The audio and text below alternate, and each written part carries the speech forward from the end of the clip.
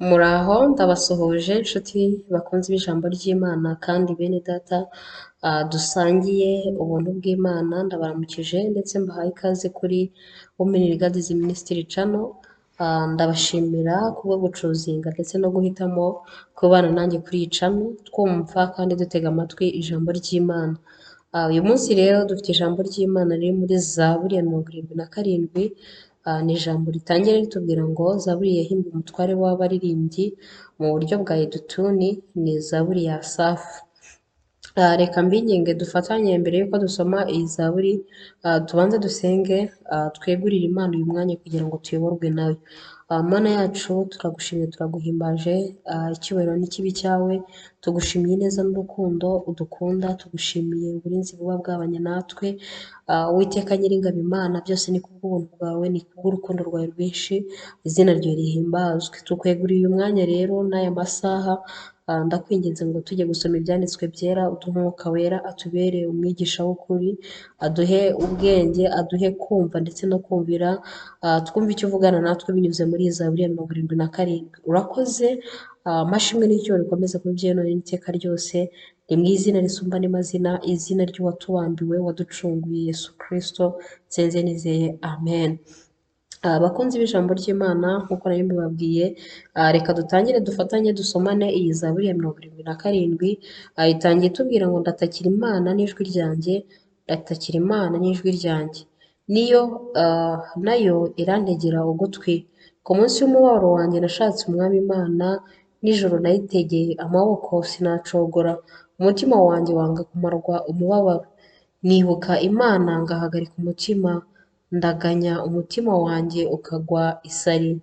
Ufata ibihene by'amaso yanjye kugira ngo bidahumiriza, mfite umubabaro utuma ntabasha kuvuga. Njya nibwira iminsi ya kera, imyaka y'ibihe bya kera, nibuka indirimbo yanjye ya nijoro, nibwira mu mutima, umwuka wanjye wibazanya umwete uti, umwami azaduta iteka ryose, ntazongera kutwishimira ukundi. Imbabazi ze zagiye rwose iteka ryose, isezerano rye ryarapfuye ibihe byose. Imana yibagiwe kugira neza, umujinya wayo utumye ikingirana imbabazi zayo. Maze ndavuga nti, ibyo ni indwara y'umutima wanjye, mbega natekereje yuko ukuboko kw'iburyo kwisumba byose guhinduka. Nzibutsa abantu ibikomeye Uwiteka yakoze, kuko nzibuka ibitangaza byawe bya kera, kandi nzibwira ibyo wakoze byose. Nzita ku bikomeye wakoze. Mana, inzira yawe irahera. Ninde Mana ikomeye ihwanye n'Imana rurema? Ni wowe Mana ikora ibitangaza, wamenyekanishije imbaraga zawe mu mahanga, wacunguje ubwoko bwawe ukuboko kwawe, nibwo bene Yakobo na Yosefu. Mana, amazi yarakurebye aratinya, imuhengeri hahinda umushyitsi. Ibicu bisuka amazi, ijuru rirahinda, imyambi yawe irashwara. Ijwi ry'inkuba yawe ryari mu ruserwakira, imirabyo yawe imurikira isi, isi ihinda umushyitsi iratigita. Inzira yawe yari mu nyanja, inzira zawe zari mu mazi y'isanzure, ibirenge byawe ntibyamenyekanye. Wayoboje ubwoko bwawe nk'umukumbi, ukuboko kwa Mose na Aroni. Amen, amen. Nshuti bakunzi ba Women Regarding Ministry, iri ni ijambo umwuka w'Imana yakize ku mutima muri iki gitondo kugira ngo nganire namwe. Cyane cyane hari igihe umuntu anyura mu bihe bikomeye, akaba ari kunyura mu bihe bitumye umutima we udashira umubabaro, akibagirwa ibitangaza byo mu minsi yatambutse Imana yamukoreye. Iri jambo rishatse kongera cyangwa se uyu mwuka w'Imana ashatse kutwibutsa binyuze muri iri jambo, yuko hari imirimo ikomeye Imana yakoze mbere yuko uhura n'ibyo bibazo. Hari ibyo Imana yigeze yakora ku buzima bwawe, ngo isi yakoze bya bitangaza, utekereza ko hari aho yagiye. Imana nta hantu yagiye. Nubwo uri guca mu bihe bikomeye, bijya bigera ku muntu, umutima w'umuntu ukababara, ndetse ngo n'amaso ntabashe guhumiriza, ntabashe gusinzira, ukabura ibitotsi kubw'umubabaro wo mu mutima. Ariko ijambo ry'Imana rirakubwiye ngo nubwo uri kunyura muri ibyo bihe, ukuboko k'Uwiteka ntabwo kwaheze ku buryo yananirwa kugutabara, kandi nta nubwo amatwi ye ari uko atumva ngo abe ananirwa kumva umubabaro uri kumubwira ufite.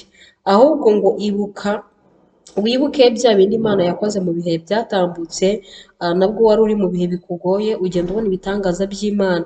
Aha niho uyu mwanditsi w'iyi Zaburi yavuze ngo nzibutsa abantu ibikomeye Uwiteka Imana yakoze. Nujya ugera mu bihe by'umubabaro, nubwo biba bigoye, ariko uba ukwiriye kwibutsa umutima wawe ko hari ibikomeye Uwiteka Imana yigeze gukora, kandi ngo nzibuka ibitangaza byawe bya kera.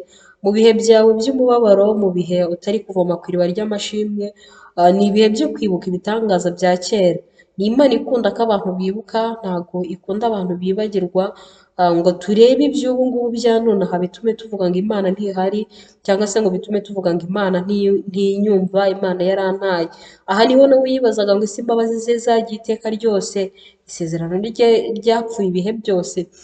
Hari ukuntu umuntu aba yarafite amasezerano y'Imana, ariko akagera igihe akabona agiye mu byaha, noneho ubuzima ntibukomeze no kumukundira rwose, no muri ibyo byaha ntagire ubuzima bwiza, maze akagira agahinda ko mu mutima akavuga ati imbabazi z'Imana ahari zavuye ku buzima bwanjye, Imana yarandetse, Imana yarantaye, ndetse nanjye ya masezerano Imana yampaye yapfuye ibihe byose.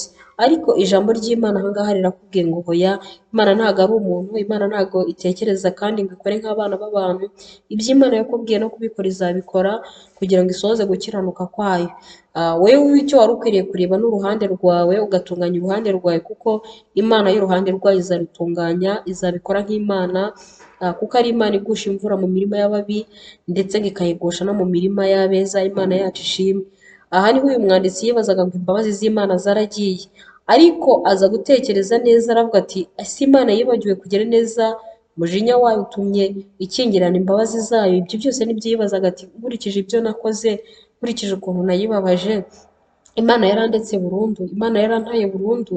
Oya, wowe ufite umutima wakubwiraga gutyo, waguciruraga urubanza uvuga ati ahari nanjye Imana yarandetse, nkuhumurije muri iri jambo rivuga ngo Imana ntabwo yakuretse, kandi imbabazi zayo ntabwo Imana yazitwaye burundu, nta nubwo umujinya wayo izahora iwukugirira.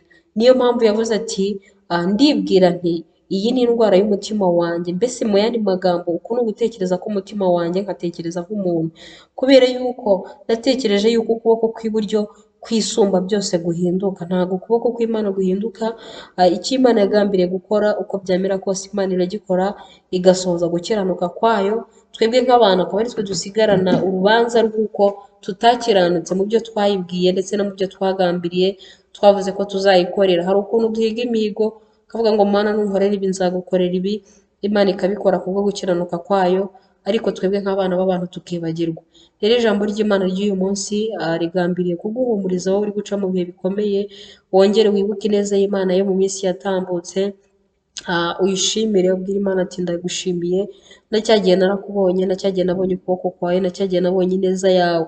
Kandi nawe uri guca mu bihe byiza bishimishije umutima wawe, ujye ugira umwete wo gusengera bene data bari guca mu bihe bibagoye, kandi ikiruta byose ijambo ry'Imana riratubwira ngo mu bibi no mu byiza duhore dushima.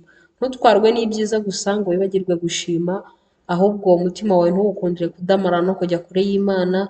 Uri mu mashimwe ushime, uri no mu bihe by'umubabaro ushime, kuko ibyo ari byo Umwami wacu adushakaho. Ni Imana ifite amaboko rero akomeye ibasha kudukiza, kabone naho twaba turi guca muri cya gikombe cy'imibabaro. Ni Imana ifite ukuboko gukomeye, izadufata amaboko, ituzamure muri iki gikombe kibi cyo turebesha amaso yacu tukabona bigoye ko umuntu yakivamo, ariko hamwe n'Imana, Imana ijya ihindura ubuzima, umuntu akongera akishima. Ndaguhumurije rero, komera, Imana iragukunda, kandi ibiri kukubaho byose Imana irabizi, byose byanditswe mu mugambi wayo ko bigomba kuri wowe. Icyo ngusabiye ni uko Imana iguha imbaraga zo kwihangana mu gihe uri kunyura mu butayu, ariko nukomeza kwihangana, Kanani ho uzagerayo, uzagera mu gihugu cy'amasezerano. Ibyo Imana yagusezeranije bizasohora ku buzima bwawe. Ndabakunda rero, tuzabonane mu ijambo ry'Imana ry'ubutaha. Bye bye bye.